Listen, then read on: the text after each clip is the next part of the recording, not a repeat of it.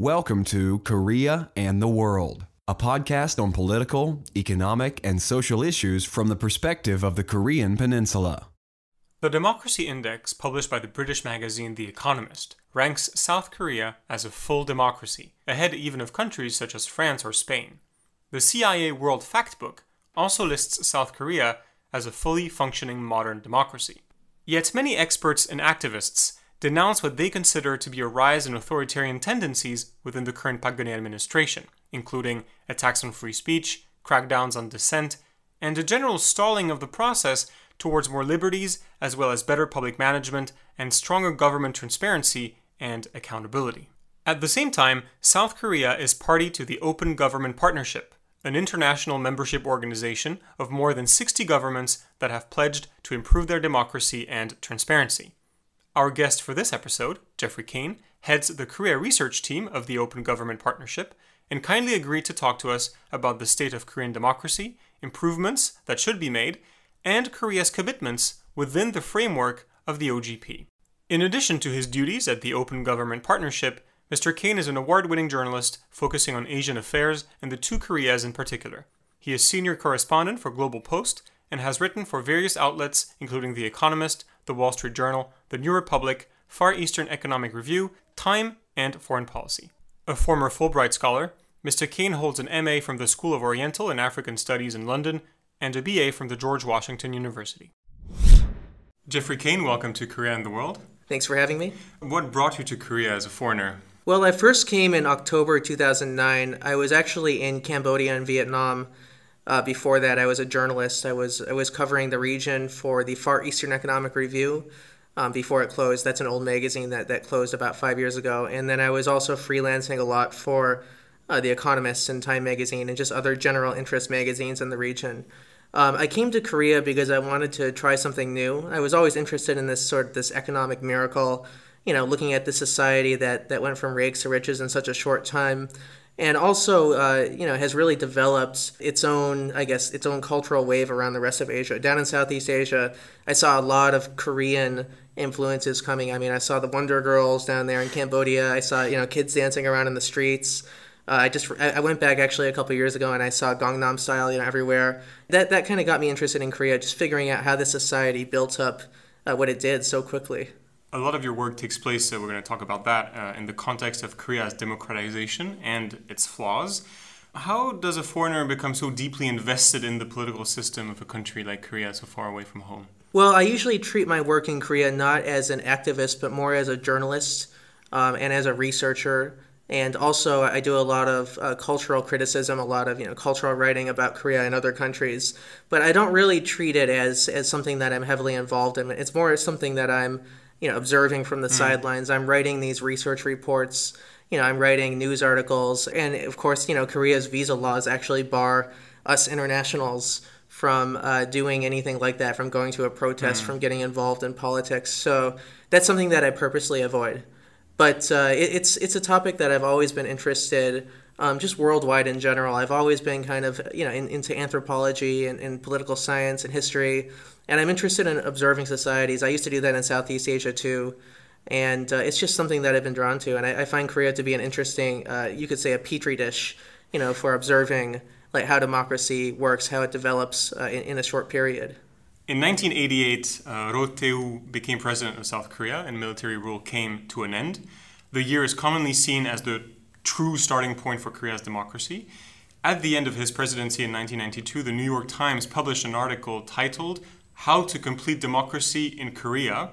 I guess the question would be today, 23 years later, is democracy in Korea completed? I would say that democracy can never truly be completed anywhere. We always hear about the end of history, the thesis that came from Francis Fukuyama, liberal democracy is the final result of a country's political development. But that's not true. I disagree with that view. And I personally would say that democracy in Korea is very much a work in progress. But not just a work in progress, it's a work in progress that has stalled significantly in the past decade or so. The New York Times article you mentioned, that was a very famous one, a famous editorial. It talks about the national security law, the use of this law that essentially bans communism or praising North Korean influences being used against political dissidents who many of them are, legitimate. Some of them may have, extreme political affiliations, but most of them are actually, the evidence just shows that they're just fine. This New York Times article talks about the jailing of that particular dissident back in the late 1980s. We've actually seen in the past few years basically the same thing. The national security law is being applied probably more than ever in the Democratic era, I would say. I mean, the UPP, the far left party, was disbanded late last year. And not only that, but it's one of its head people, Lee Sok-hee, was put in prison for allegedly trying to overthrow or threatening to overthrow the South Korean state. And that's pretty unprecedented in the Democratic era. The last time that happened, I believe it was 1958 or 1959 under Lee Suk-man, the first president of South Korea. We haven't really seen anything quite like that since then. We've also seen, this is not directly a national security law violation, but we saw Shin Eun-mi, the Korean American who was deported. She was an American citizen. She wrote that book that was praised by, at first it was praised by the South Korean ministry, one of the ministries, I can't remember what it is off the top of my head, but the ministry changed its mind, under the current president, and she was told to leave for making these sorts of political statements that were allegedly, to some extent, favorable to North Korea, that, the government claims that he's made North Korea look good. So she would be an example of somebody who was deported for political activities, not directly national security law, but certainly fits into this general trend of anti-communism, of this borderline Red Scare that's been happening, under the conservative governments recently. Another example, I believe it was 2011, there was one individual who retweeted the message about Kim Jong-il. He was doing it with a satirical purpose. That's what the court found. And he was almost sentenced. He was let go in the end under the national security law for simply, sending out a retweet. That's pretty excessive. And I would say that, if you're going to look at those examples, look at the New York Times article, you could pretty much, that's like a cookie cutter article right there. You could look at, what has happened in the past 20 years, 30 years, and you could replace names and replace states, and you would see that, really not a whole lot has changed since 1993, 1992 in terms of that law. So Korea is a democracy in progress. It's a work in progress. But is it more of a work in progress than elsewhere? How would you compare it to Western democracies, Western Europe, North America? Are we being a bit unfair with the Koreans, so to speak? Well, it's never a good idea to single out a single country and to, say that this country has it wrong because of this and this, when every country does have problems of its own. I mean, I was just reading an article yesterday in the Columbia Journalism Review about how in America, there have been a few, public agencies have actually, in some instances, sued people who make freedom of information requests because they don't want to disclose that information. I mean, could you imagine making a request just for some public disclosure and then a lawsuit comes back at you? That's one example of, democracy being eroded in America. And of course, the Obama administration has gone after more whistleblowers than any president in the 20th century. And that's pretty extreme. I mean, the things that have happened in America in the past 4 or 5 years have shown that there is a general erosion of political institutions under executive power. That said, it doesn't let Korea off the hook. I mean, we still have to examine each country in its own right. And we can examine each country, and we can examine a society. We can critically, look at how politics works somewhere without degrading the people, without degrading the society itself. And I think that's what we need to remember when we look at Korea, that we can look at it on its own, individually, as a democracy, and try to figure out where it's come from, where it's going. Each democracy has its own history. Each society has its own trajectory, its own direction. And I don't think that, making those sorts of comparisons where you say, well, the U.S. does that, France does that, so Korea can do that, that's not really a fair and logical way to argue something. That's mostly a red herring. It distracts us from what's happening in Korea. So the point I'm trying to make is that, Korea has its own history, has its own future path that it's on, and we shouldn't assume that, Korea is on the path of the U.S., or is on the path of sort of a European welfare state. If anything, if we look at the history of regional democracies, look at Japan, I would see a lot of evidence that Korea is headed towards something else. Korea might actually be a different type of democracy, more of a you could say a corporate kleptocracy, something that's, and with its aging population, I think that the default party is going to be the seniority party. The conservatives are going to win a lot in the coming years, simply because when you have an aging population and pair it with democracy, I mean, look at Japan. Japan has the LDP, one party that has been in power for most of the past 60 years. There was a couple brief periods where the opposition had power, but Japan is a country that has just, it's a democracy, but the same people hold power consistently. You mentioned South Korea's national security laws. Are there any other severe problems with Korean democracy today? Yeah, there are many severe problems. I wouldn't say that these problems necessarily represent a crisis. I don't think we're going to see, tanks in the streets. We're not going to see, coup d'etat like 1961. But we do see a lot of issues that aren't really improving. One that I've really been interested in is the lack of trust that Koreans place in their government and the corresponding lack of trust that the government places in the people.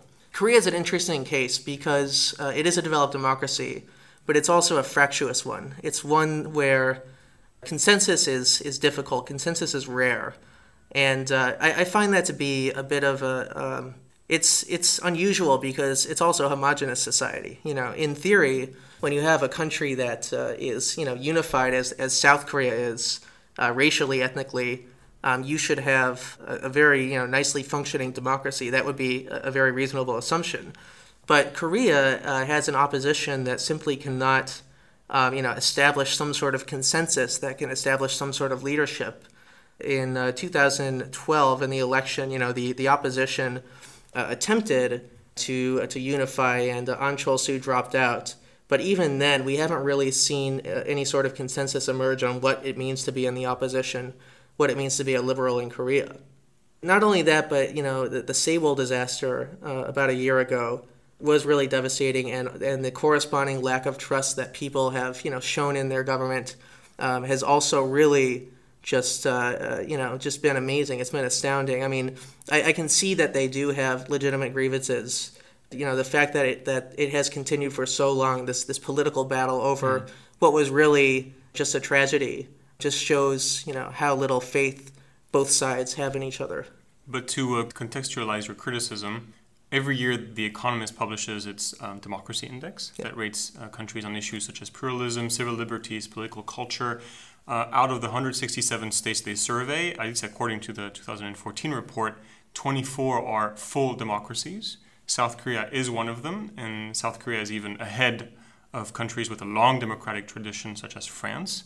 So how is that possible then if democracy is threatened in Korea, and aren't we maybe complaining on a very high level, and all in all Korea is doing pretty well? Yeah, there's no doubt that Korea is a developed democracy. It's an advanced country.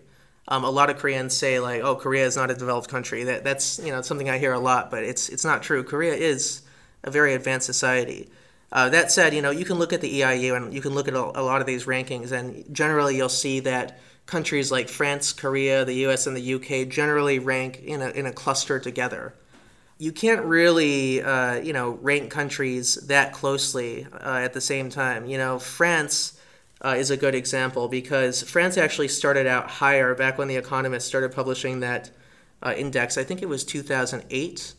And France dropped until 2010, and then I believe it started recovering its position. Korea has also moved around a bit. There was one year, I think it was 2013, where Korea ranked higher than the U.S. in terms of its democracy. So I don't think it's necessarily indicative of a general trend. If 1 year one country's here and one country's there, it doesn't necessarily say that one country's therefore more advanced. It's just that they tend to move around. That said, in the big picture, the EIU has noted in recent years that worldwide the advancement of democracy has stagnated. That's an entirely different topic we could discuss, but it's worth noting that Korea is definitely one example of a country that hasn't really advanced that far in its democracy after after the 1980s, after the 1990s. It's generally kind of stagnated, in my opinion. Are the issues about Korean democracy that you mentioned rooted in the institutional setup of Korea's democracy, for example, the constitution? Is it in the, let's say, not so democratic behavior of individuals, for example, the president or members of parliament, or is it simply a result of a general political culture of Korean society as it is at least right now? Well, actually, I think Korea's constitution lends itself nicely to a functioning democracy. The Constitutional Court ruled in the late 1980s that freedom of information is a constitutional right. That's very rare. I mean, I can't think of another country that has, actually said that, you can request information from the government and it's guaranteed under the Constitution. That's really, something that shows, how advanced Korea is in some areas. Korea was also an early country to pass an FOI, a Freedom of Information Law, in 1996. That would place it in sort of the early cohort of countries, after the Cold War, that were opening their governments quite quickly. That said, Korea does have some issues with its legal framework that do hinder democracy. There is this excessive centralization of power in the executive branch, in the president's office.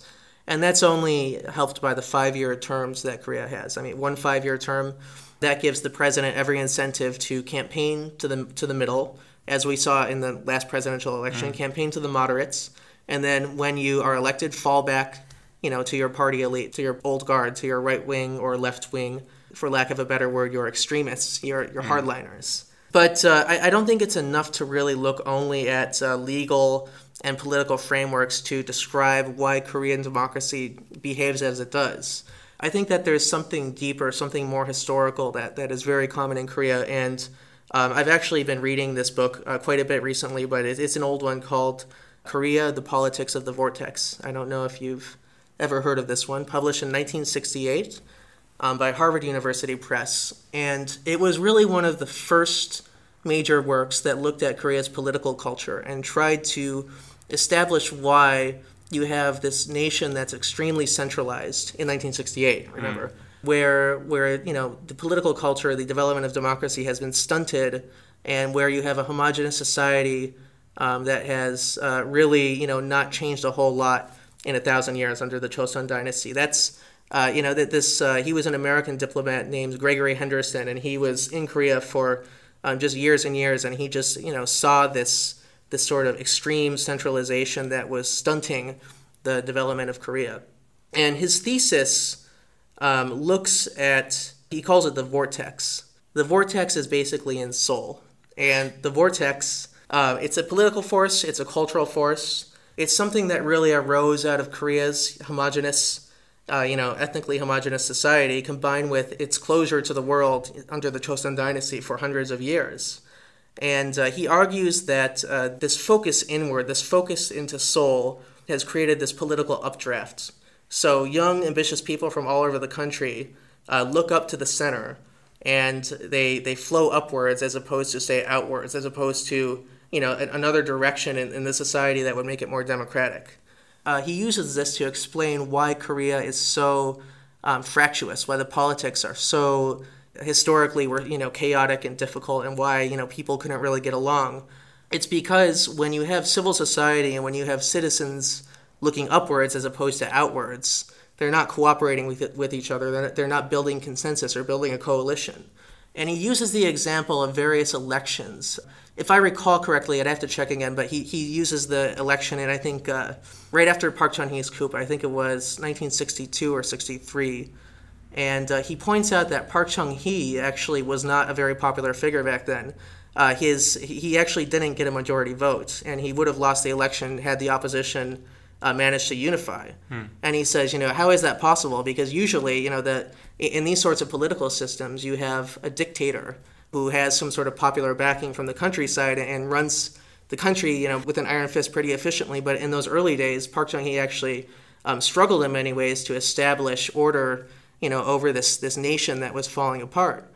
So I think it's interesting to just see how that operates. How if the opposition has a chance to win, but it doesn't. They simply can't get along because they're all aspiring to this central power at the Blue House. They're all aspiring to that, and they're not willing to, give in, to give up. And we see that repeatedly throughout Korean history.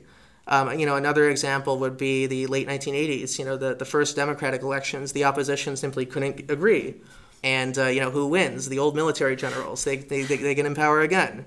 Another example, more recently, 2012, 2013, when the president took power, the opposition just barely, entered this coalition. And it was also looking like for a while that they weren't going to, one of them wasn't going to drop out and one of them would, continue, on their path, and that, it would be another just terrible loss for the opposition. Yeah, the point I'm trying to make is that it is political culture. There is something about Korean history that despite its, unified state, ethnically, it doesn't really have a democracy that always functions as smoothly as other ones do. You mentioned the strength of the executive, so let's maybe talk now about the current president, Park Geun-hye. She attracted a lot of criticism. I think the critics routinely question her understanding of democracy. Is there anything particular about her that makes her seem less of a democratic leader than other Korean politicians would? Or would you say these attacks are merely a reaction to the fact that she is the daughter of her father who ruled Korea in an authoritarian fashion, and so we automatically assume things? Well, I think that both of your statements are true. Yeah, people do attack her because of her father. At the same time, she actually does not behave very democratically, and I think that is because of her father. That's how she was raised. In what way? What kind of examples maybe could you provide? Well, one good example I remember was her first press conference. It was held 10 months after she took office. And the questions were easy questions. There was speculation that maybe they were pre-selected. But basically, she avoids communication in a way that would be expected of a democratic leader. In my experience in Korea, this has been probably the least communicative government that I've dealt with. I often struggle to get just basic information about basic topics from government officials, even though under Korean law, those would be reasonably expected. The press conference is one example. I would also use the example of her actions after the Sewol sinking. The police blocked a group of elderly people, of parents, from going back to Seoul to protest at the Blue House. They were down on Jindo Island, I believe. And, that sort of thing, it doesn't come directly from the president, but that sort of, police protection of the president is a bit alarming, just the fact that they would go that far. Let's see, another example is the deportation of a Japanese journalist for reporting on rumors that were reported in the Chosun Ilbo, reported in the Korean press. Also, the deportation of Shin Eun-mi, the Korean American. I could name a lot of very authoritarian-sounding examples. Now, that said, I don't think it would be fair to call her more authoritarian than, say, Lee Myung-bak, the previous president, right-wing. They called him the bulldozer, former Hyundai construction man. He wanted to get things done, and he got it done. He had a lot of drive. He had force. Also, under his administration, there were some severe blunders on the part of the NIS. They were caught in this hotel room spying on an Indonesian delegation. They were trying to negotiate for an aircraft contract. But anyway, so I think that what we saw under Lee Myung-bak was more of you could say a driven, even ideological, but ideologically pragmatic, getting it done approach. I think that Park Geun-hye isn't really as tactful in how she, works with politicians. She tends to close the door on them. She tends not to communicate. She doesn't really form coalitions with people who she doesn't like. She's not a pragmatist. I think that her administration has been more adrift. And actually, I was reading a really good article recently by Robert Kelly, who is the Pusan National University professor. We interviewed actually on this podcast. Really? But he was talking about how Park Geun-hye's administration made all these promises during the campaign, and she simply just has struggled to, get anything done. I mean, just anything worthwhile that would please the electorate, that would please what people were demanding back then. There was a demand for the expansion of the welfare state, for daycares, for better women's rights, and how there simply has not been much progress on anything that she has promised. I don't know if this is necessarily political. I don't know if it's a matter of day-to-day politics in Korea that could describe this difference, but I think that there's actually something cultural about it. In Asia, there have been these studies of female leaders, often female figureheads. People like Megawati in Indonesia, Bhutto in Pakistan, Aung San Suu Kyi in Burma. The interesting thing about all these leaders, Park Geun-hye included, is that they tend to come from political dynasties.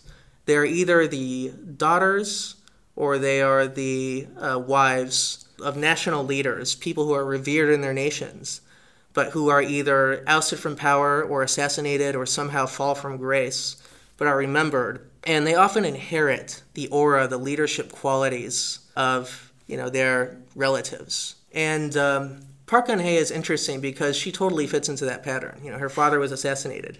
She inherited his aura, and she didn't win the election because she had policies that she was putting forward. She won because she had this older generation that remembered her father and loved him. She hasn't really been good at enacting her policies, at pushing things through. And this is another characteristic of this sort of pattern of leadership. We find that in places, with Megawati, with Bhutto, with Aung San Suu Kyi, who's now a parliamentarian, they often struggle to enact what they promise. And it's because they come from outside the power apparatus. Usually the power apparatus is male-dominated. In Park Chung-hee's case, it's really Park Chung-hee's, friends and allies and, old military buddies who ran the country. And, many of their allies continued to run the country for a long time.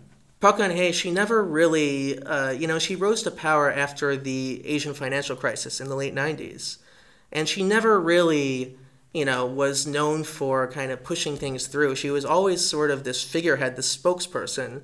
Whenever something bad happened in the Conservative Party, they kind of put her there, and people just liked her because she had this personality. She had this aura of her father, who was the savior of the nation, who was, this person who drove development. That's just my personal opinion. I think that she just has trouble getting things done because she simply doesn't have access to the same power, apparatus that exists for, say, somebody like Lee Myung-bak, who was a Hyundai, man who had kind of, really high-level connections. She's more like a symbol, but didn't have the whole, I see. Yeah, she's more like a symbol. She surrounds herself with a lot of her father's old allies, but there have been so many resignations, so many scandals in her administration. And that's really common too in these leadership circles throughout Asia. These female leaders tend to surround themselves with male leaders who were kind of their fathers or brothers or whoever's allies, and they those people have a lot of power, they have a lot of influence, but these leaders struggle to kind of rein in and create their own system of power.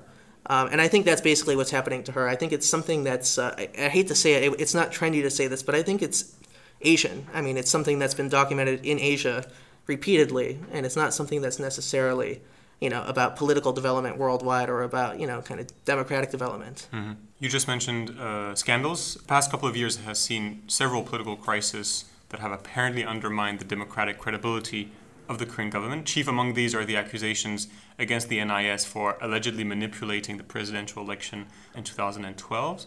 Are these crises a real threat to democracy, or would you say they are bad, of course, but they have been handled within the framework of a working democracy and it could have happened anywhere else? Well, I would say that it's not a real threat to Korea's democracy. It's certainly the NIS scandal was terrible, and, in any democracy, the, national intelligence agencies should not be playing politics in an election. That's very reasonable. But at the same time, I don't think that, Korea's democracy is necessarily going anywhere. It's not going to, die off and fall back into some sort of military dictatorship. We're not going to see that anymore.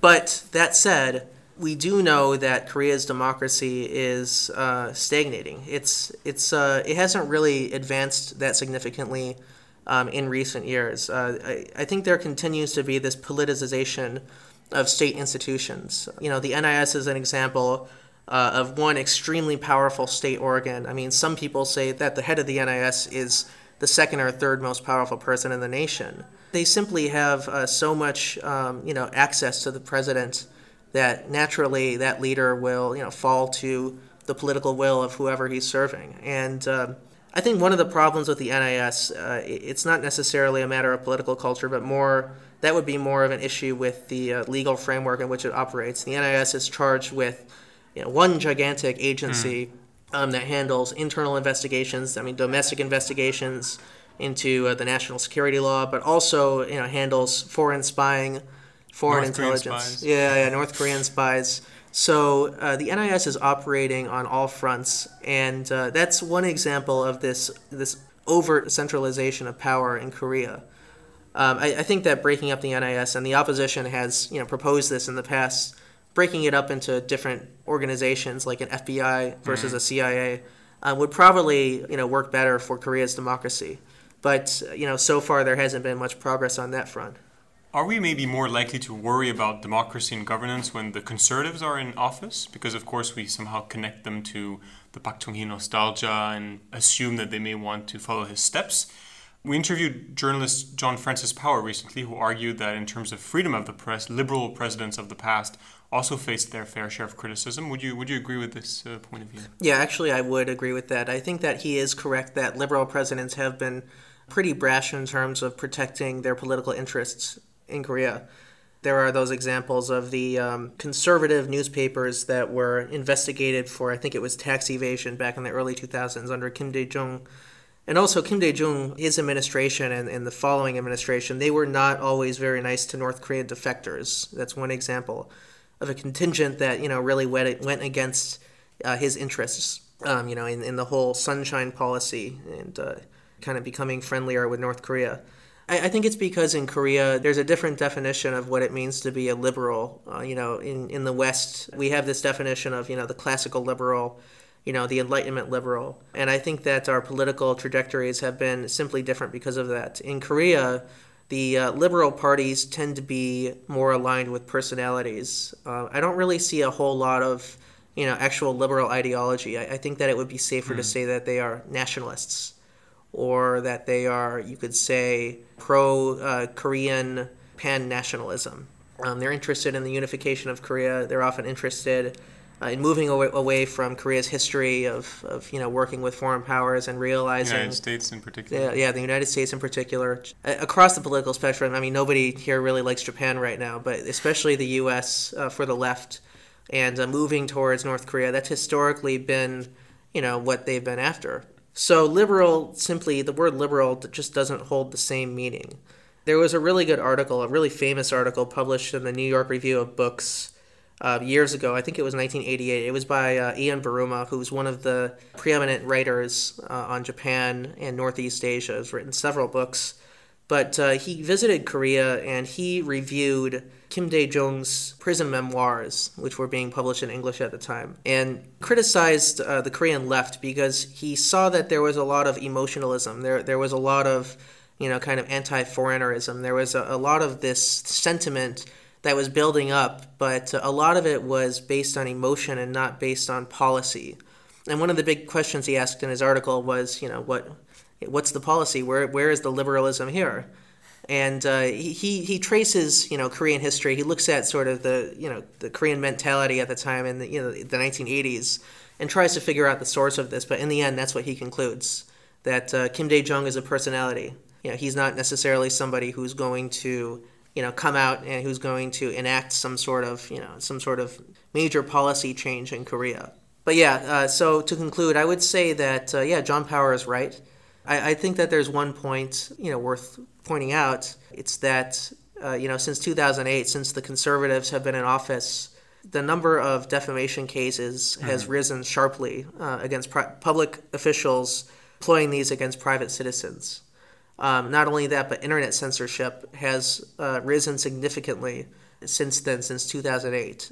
That was the year of the anti-beef protests and the extreme government crackdown on the people who spread those supposed rumors. The attempt to get them put in jail, to be sued for defamation. I think they were sued by the Minister of Agriculture.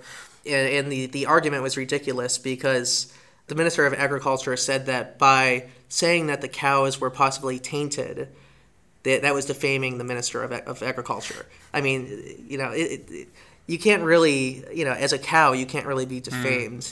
But somehow the courts attempted to skew that in a different direction. Now, thankfully, those guys were let off, so nothing bad happened to them in the end. But it is interesting how under conservative governments there has been, in my opinion, gradually more censorship, more attempts to control, the political discourse in Korea, despite what the liberal presidents did. And they did a lot of bad stuff too, but I see this to be also a conservative problem.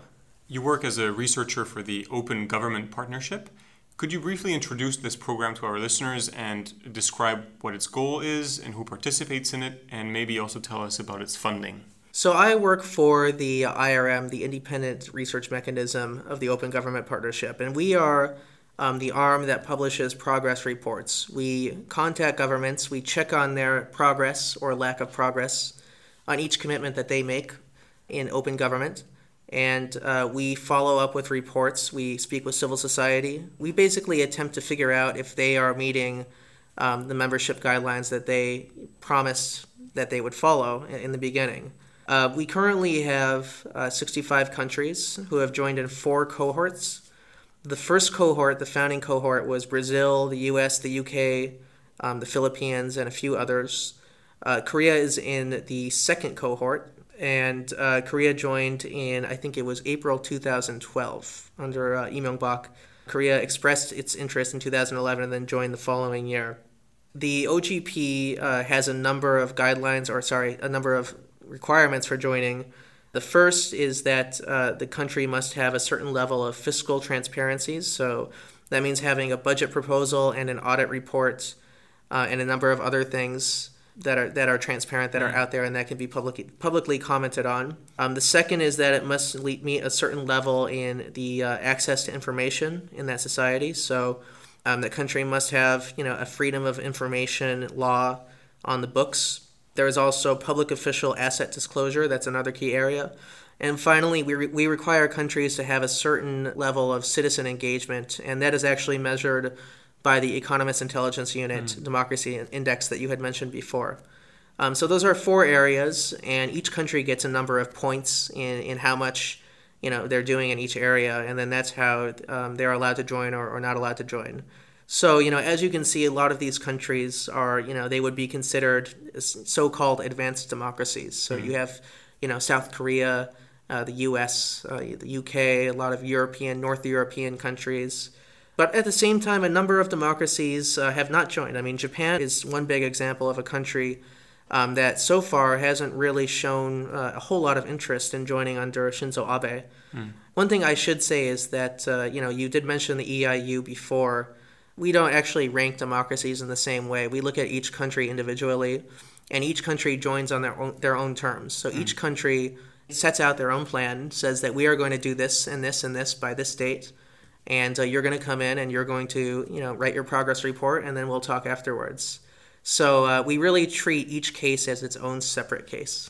And so the member states fund the initiative? Yeah, so there is a steering committee. There are a number of steering committees, and they're formed by governments and civil society. My funding for my work actually comes from outside. It comes from the Tide Center, which is one of the big organizations that gives grants. So I actually don't receive money directly from any government or from an actual civil society group on the ground here in Korea to do my work. In 2011, the Korean government submitted its first action plan. The central term you can find in it is Government 3.0.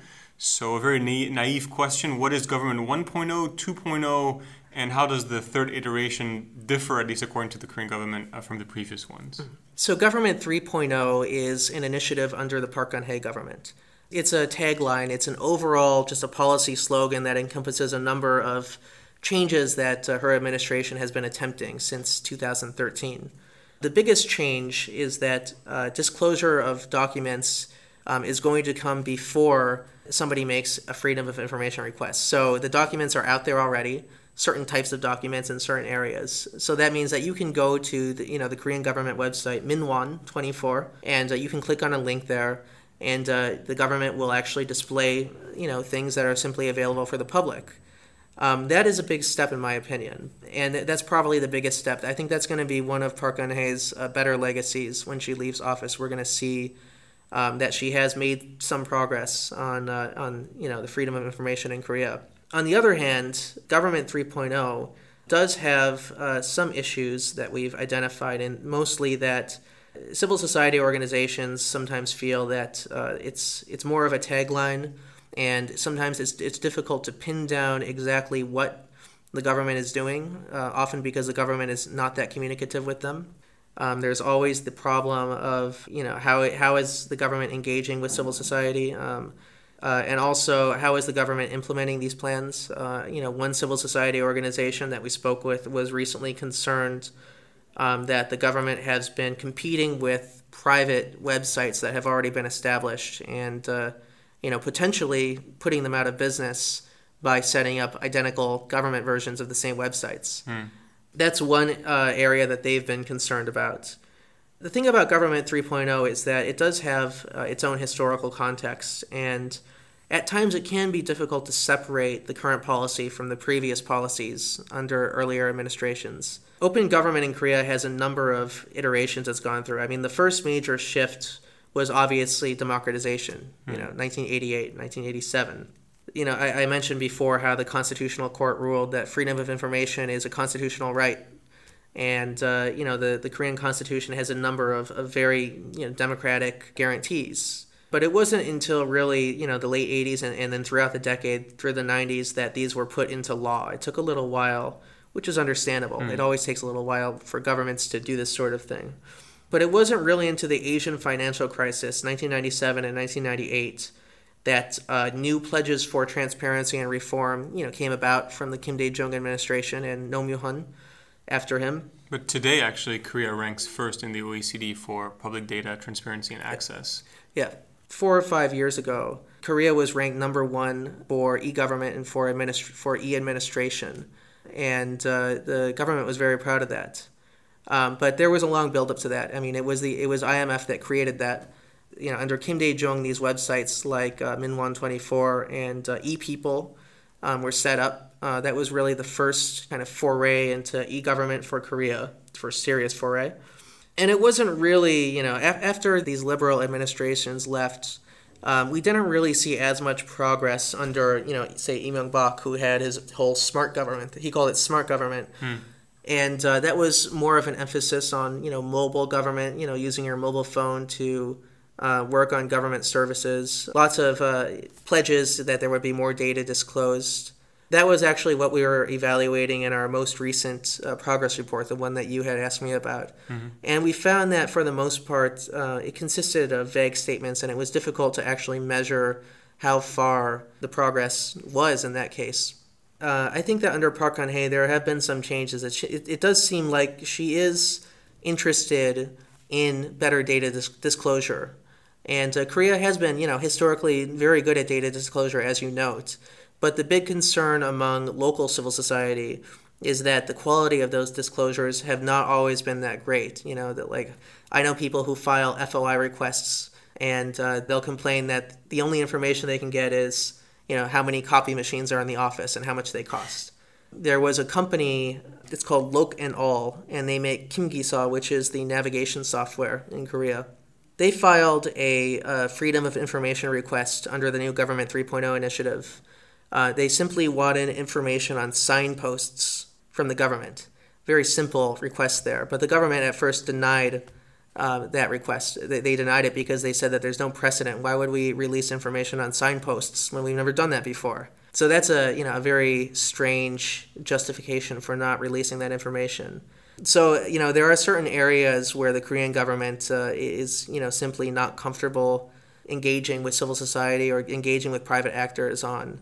Now, that said, open government, under the Government 3.0, there is a mediation committee that was set up, and that company did find the mediation committee. It was difficult to find them, they said, but when they found them, things sped up, and finally, they were able to get a ruling, a recommendation in which they secured that information.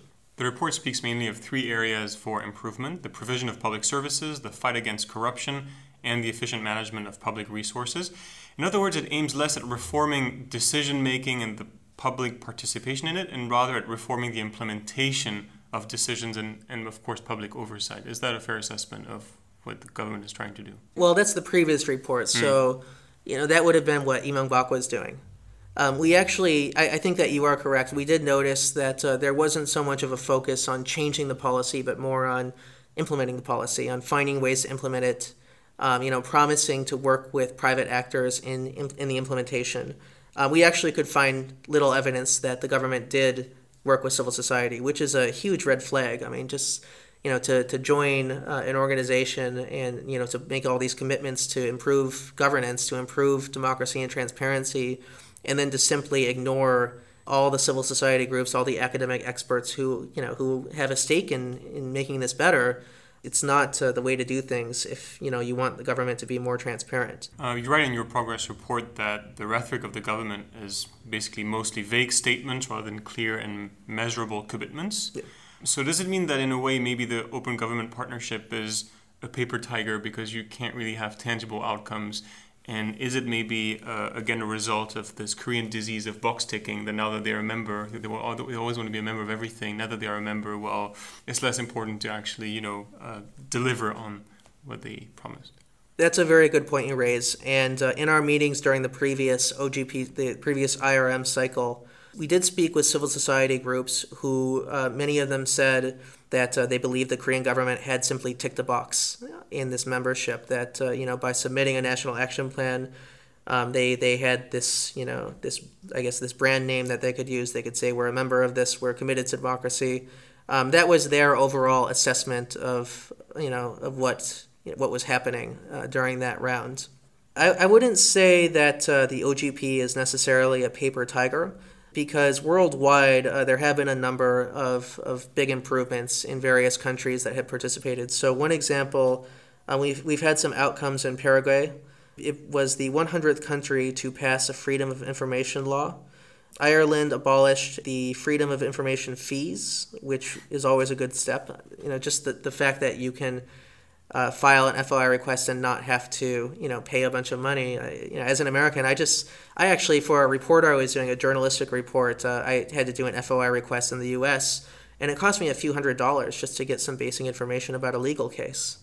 That's a huge hindrance unless you're representing some big company or some big newspaper that has the funds to do that. If you're a freelancer, it can be difficult. It can really work against the interests of a free and open press. The Korean government is currently working on its second action plan. What do you expect from it? And will it actually hold more water this time than the first one, at least in terms of execution? Yeah, well, actually, they did publish they published the action plan in early 2014, February. And shortly after that, the government held a number of conferences involving open data people and academic experts in this field. So they did signal that they are somewhat committed to this area. We're actually going to be holding stakeholder forums quite soon in September, and that's where we're going to hear from civil society if they think that this is really living up to what it's supposed to be. I've been speaking a lot. I've been in regular contact with activists, academics, political scientists, people on the ground, parliamentarians who have been watching this. And a lot of them feel that it's really a mixed bag right now, but it really depends on the final evaluation. It's a little early to say before the cycle ends. I can say, however, that we've found that the government is focusing heavily on the open data side and focusing heavily on the delivery of public services, areas where actually it already does excel, at least on a global scale. But all these other troubling developments, the excessive use of the national security law, the extreme use of defamation to silence dissent, the government influence of the press, all these areas are really not improving much. And we're also seeing that the government doesn't seem to have much interest in changing those key points right there. I mean, I was just reading a case a couple of days ago. It was in late June, I think it was a week ago, the KCSC, which is basically Korea's censorship body, warned KBS for its satire. It was a satire over the Marist reaction, what the government did. And I actually saw this skit, but it was just it was obviously a joke. It was just a satire, but the government did not take kindly to that. That sort of mentality shows us that the government is not all in favor of a fully democratic and fully transparent government. If you can't joke about your government, it doesn't matter what's culturally acceptable or not. It's a matter of what is enshrined in the Constitution, what is enshrined in law. If freedom of speech is supposed to be guaranteed in a democracy, then freedom of speech is supposed to be guaranteed. It doesn't matter where you are. How do Koreans see these issues? Do they perceive Korean democracy as completed, as work in progress, or maybe actually on the wrong path and actually in danger? And also, do they accept your writings, for example, as a foreigner? Do they accept that kind of criticism? Well, I actually do write a number of essays in Korean. I write a lot for the Kyunghang, which is kind of a left-leaning, sort of countercultural newspaper with a history in Korea's democratic movement.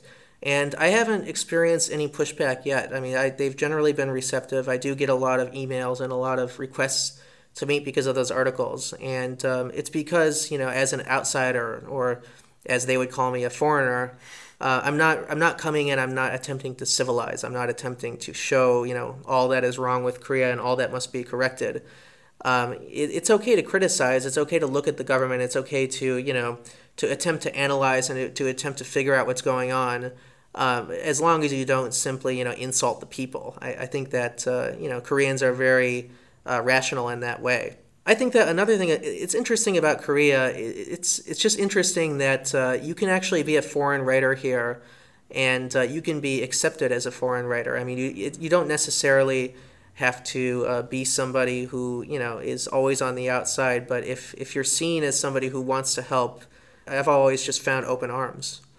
So your other question was do they perceive Korean democracy as completed or as a work in progress? Yeah. Well, there is a huge generation gap in Korea. And that's been written about a lot. The older generation doesn't necessarily prize liberal democracy or civil liberties as the key area that should be improved upon. They've grown up in an era in which security and both economic and national security really overtake any need for your freedom of speech or your civil liberties or your guarantees for due process. The younger generation is mixed. I mean, a lot of people say that the younger generation tends to be, more liberal in their leaning, and they do want a more democratic system, but also a lot of them are indifferent. I would say that it's really a mixed bag in that sense. But I could definitely make a couple broader statements. I think that most Koreans are in favor of these defamation laws. I mean, I have met activists and I have met, politicians who think that they should be repealed. But for the most part, just the regular Koreans who I meet, the ajumma on the subway, the student at one of the universities here, most of them seem to be okay with having laws in place that protect reputation over speech. I mean, that's not necessarily something that's bad. I mean, it's obviously, not something that would be nice to have for a democracy. But I think it shows you just all the, the different views that there could be on this issue. And Jeffrey Kane, thank you so much for being our guest today. Thank you. This was Korea and the World. To make sure you don't miss our next episode, bookmark our website, koreaandtheworld.org, subscribe to our podcast on iTunes, and follow us on Facebook and Twitter.